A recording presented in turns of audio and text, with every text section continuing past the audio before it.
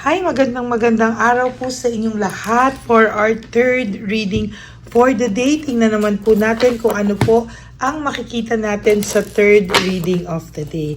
I hope na panood nyo na po yung first and second reading bago po kayo tumalon dito sa third reading of the day natin.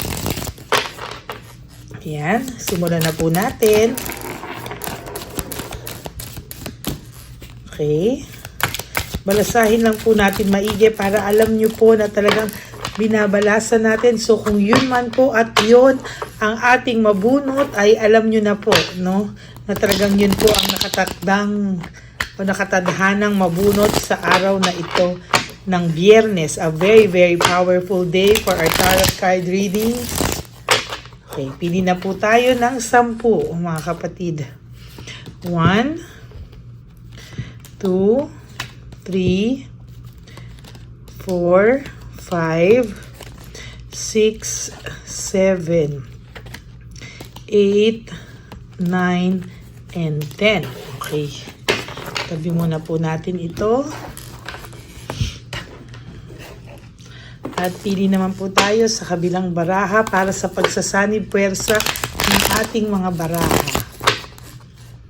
Balasahin lang po natin maigi. Huwag nyo pong i-skip to dahil dito po tayo kumukuha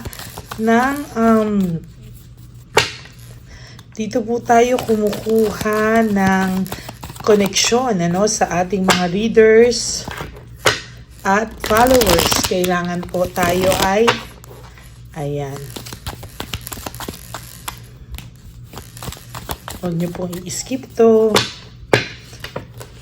Ayan, sa lahat po sa inyo nang nadunood, can you please hit po yung like? Paki-like po ang ating video. 1, 2, 3,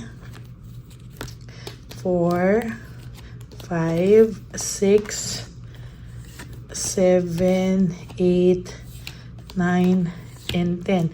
Paki-like lang po sa lahat po ng manunood. Paki-like lang po ang ating video.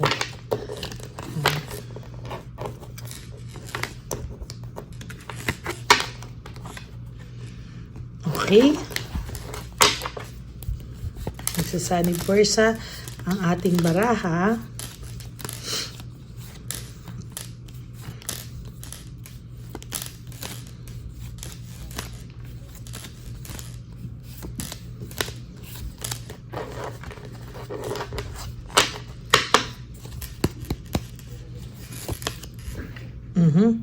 Sa mga oras po ito ay may isang babae o meron po talagang nagsiselo sa iyo, no? Itong taong po ito ay very selosa, very self-centered, no? Actually, wala po siyang pakialam sa tao sa paligid niya at wala rin po siyang pakialam kung siya ay nakasakit at wala rin po siyang pakialam kung ang taong ito ay may karelasyon na, no? Basta ginusto po niya ay talagang kukuhanin niya. Maybe this third party is really a self-centered and a jealous woman, ano?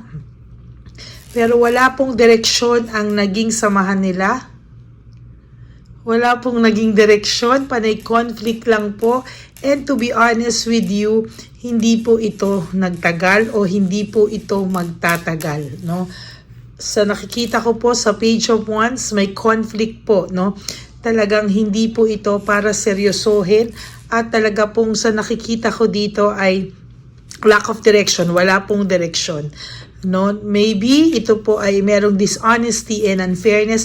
Maybe ang person nyo po ay natukso lamang po dito sa ating nakikita dito sa girl na ito, no? Meron po akong nakikita dito na naging dishonest lang po siya sa iyo. Ito po ay para sa mga ex po na nagsisisi. Hindi po ito para sa mga ex na narcissist, okay? Ito po ay para sa mga ex na natukso lang at nagsisisi, no? Natukso lang po sila and hindi rin naman po talaga yun makatarungan at hindi rin po yun fair. Pero sa nakikita ko po dito ay meron po akong nakikitang unfair. Alam niya po na hindi po yan yung right choice niya. Confused lang po siya sa mga oras na ito. Confused po siya, maybe nalungkot siya, na-confused po siya at parang alam niya po sa sarili niya na hindi po ito yung tamang tao para sa kanya. It's always been you. Yan po ang nakikita ko. Lagi-laging ikaw pa rin naman ang laman ng puso at isip niya. Ngunit, no, natukso po talaga siya ng big time dito sa taong ito. At talagang napanindigan niya po ng ilang buwan hanggang ngayon. May pagtingin po ako na meron pa po talaga siyang pagsisisi or may regrets po siya dito, no, sa choice niya po, no. There's emptiness and dependency. Maybe because some of you malayo, maybe some of you medyo sa katagalan nyo nagkaroon na po ng kainipan, ano, parang nagkaroon ng nawala yung spark, nagkatamaran, ano. So parang somehow yung nakikita ko po dito, nagkaroon lang po siya ng emptiness, kaya po siya nagkaroon ng hindi tamang pagpili o no right choice. Naging dishonest siya sa'yo, nasaktan ka niya because of emptiness. Sabi ko nga po, pwedeng iba sa inyo ay malayo, pwedeng ang iba sa inyo ay sobrang tagal na, kaya po sila natukso. Pero it's always been you, ikaw at ikaw pa rin po ang laman ng isip at puso nitong taong ito. No, kahit ano po ang gawin itong babaeng to, work without result, meaning hindi po niya kayang kunin yung loob nito, no? Hindi po niya kayang talunin ka, no? Sabi nga po dito sa energy, it is always been you, no? Ikaw at ikaw pa rin po talaga ang laman ng puso po ng person niyo po, sa totoo lang po. Satisfied at sa iyo po siya, may emotional stability. Stable po ang pagmamahal na meron siya para sa iyo, satisfaction. Pero yun nga lang po, no, natukso po ito. At sa tingin ko po, because of some major reasons lang po, kaya niya nagawa. Pero meron po akong nakikita dito na no right choice. Meron po siyang nararamdaman na naging dishonest and unfair siya. Naramdam niya po at dala niya po araw-araw yung bigat po nito, no, na nadala sa kanya at ayaw niya pong maalala. Every time po na naaalala niya po ito, nagkakaroon po siya ng bigat sa loob niya, no? Dala-dala niya po yung bigat na yan, ano? Parang minamanipulate na lang po niya yung sarili niya, no? Kasi alam niya po yung naging kahinaan niya. Kaya po minamanipulate niya po na wag pag-usapan, ayaw niya pong harapin. It is because hindi niya po kaya yung bigat ng guilt, hindi niya rin po kaya yung bigat ng dala-dala niya po yung nagawa niya sa iyo and yung regrets po na yon, no. You've always been happy, the two of you, no. Meron po ako nakikitang joy and success dito nung araw, no, bago niya po ito magawa. Yan, no? Kaya yun po ang nagdala sa kanya sa lagi-lagi ka po niyang naiisip, lagi pong ikaw pa rin ang laman ng puso't isipan ng taong ito. Marami lang po siyang emotional baggage, siguro nga po dahil po sa nagawa niya sa'yo, marami po siyang dala-dala, no, na naging emotional baggage na kailangan niya pong i-release o na-i-release niya po sa'yo.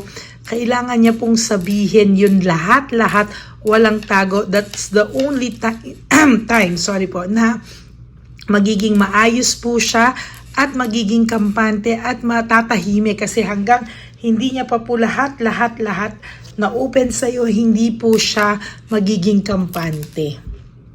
Ayan, no? Lahat naman po ng kanyang naging on the side ay walang direksyon, unpredictable, very unpredictable po yung lahat ng mga na link po sa kanya, no. Sabi ko nga po dito sa nakikita ko, satisfied naman siya sa'yo, may pagmamahal, may joy. It's just that nagkaroon lang siya ng emptiness, hindi tama yung napili niya, naging dishonest siya sa'yo and unfair. Pero lahat po yan, no direction, there's conflict, there's unpredictable.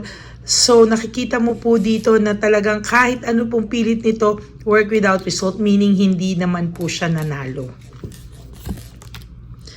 So, nung mga times po na nalaman niya na alam mo po, there is this frustration, no? may frustration po akong nakikita dito at talaga pong nire-regret niya rin naman po yung iyong nare-regret niya rin po na na-hurt ka po niya, nasaktan ka po niya. Kaya po siya may emotional baggage. Dala-dala niya po yun na kahit anong mangyari, hindi po mawala-wala sa kanya. At talagang sinasabi ko po sa inyo, there is this resentment, no? Kaya nga minamanipulate niya po yung kanyang pakiramdam. Ikaw daw ay laging kalmado, comfort, and compassionate, no? Kaya yan po yung isa sa mga katangian mo na nagustuhan niya sa'yo. Lagi kang nandyan to comfort, kalmado ka, hindi ka po bungangera tulad po nitong babae dito, no? Kaya lagi ka rin po niyang nakukumpara at hindi ka po nawala sa isipan niya. Okay? Lahat naman po yan after nire-reject niya na po and there is this resentment. Lagi po, ito po yung sinasabi ko sa iyo, the world in reverse, may resentment po siya. And sa totoo lang po, yung resentment po na yan ay dala-dala niya hanggang ngayon. Ano? Yan po ay isang matinding lesson po sa kanya na dala-dala niya po ngayon sa kanyang buhay. Ayan o, meron po kayong haharaping gagastusin or parang may gagastusin po kayo, isang masayang okasyon, maybe it's your birthday, or any occasion po na somehow maglalabas ka din po talaga ng pera, no? This is a very happy event naman po sa inyo, no? Dalawa po talaga, ayan, no? Pareho po, no? 10 of coins. Upward, no? So, maglalabas po kayo ng matinding pera, pero wag po kayong mag-alala.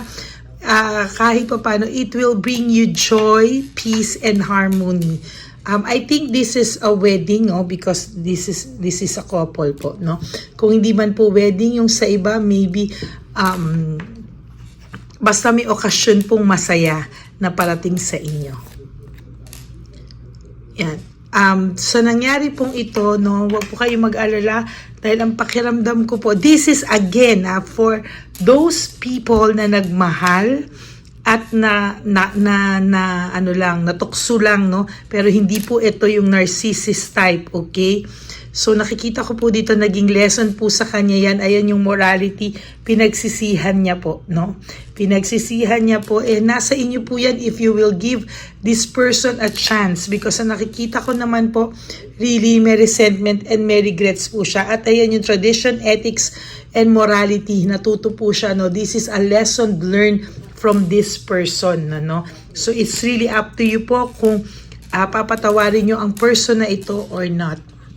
Meron po sa inyong darating na mga blessings. Hindi ka din po pinapabayaan ng Divine Universe ni Papa Jesus. Talaga pong may abundance, may dumarating po, no? Kahit na maraming lumalabas, magugulat ka na lang, may papasok at papasok.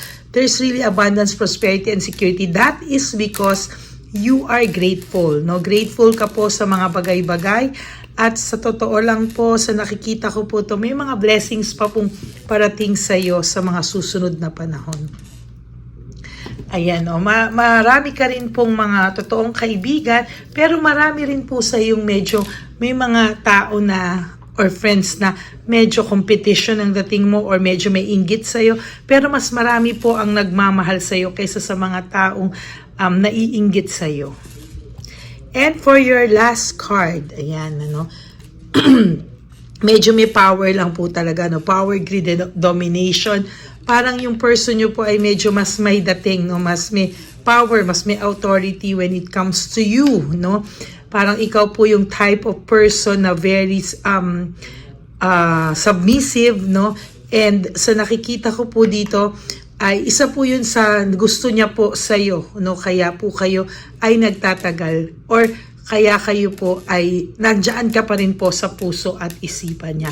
And it's really up to you po if you will give this person 100% chance or mai-stuck ka sa nagawa nyo. If I were you, you have to move on and be happy. Kung talagang gusto mo po itong patawarin, it's really up to you po. This is just a tarot guidance, a tarot reading, pero you always ask for God's will.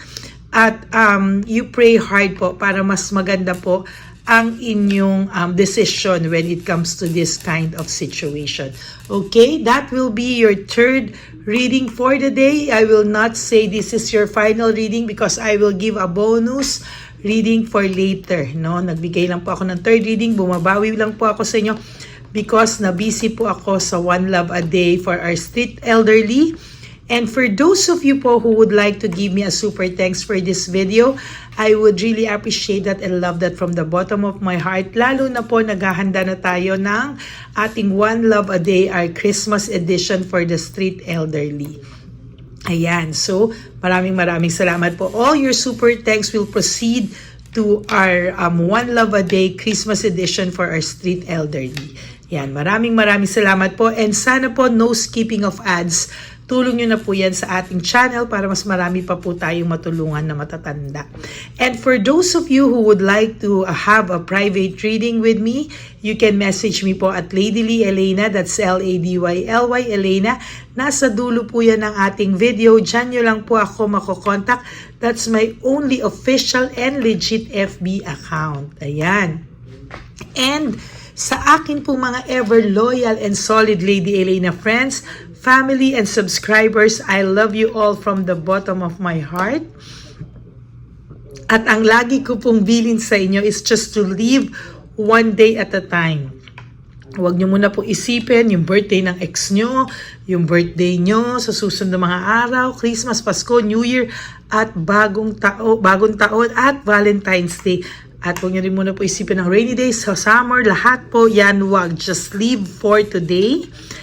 At you do 3 things that will make you happy for today. Ayan po, no? And, iwasan nyo pong mag-isip po ng anything na magbibigay sa inyo ng sakit na dinulot sa inyo ng person nyo.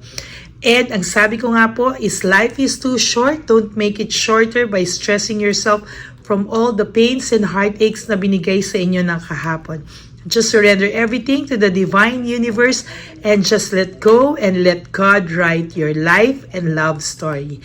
Babalik po ako for another set of reading. Huwag po kayong malulungkot. Again, sana po napanood nyo na yung first and second bago po kayo tumalon dito sa third reading of the day. Okay, God bless you everyone and babalik po ako for another set of reading. Bye!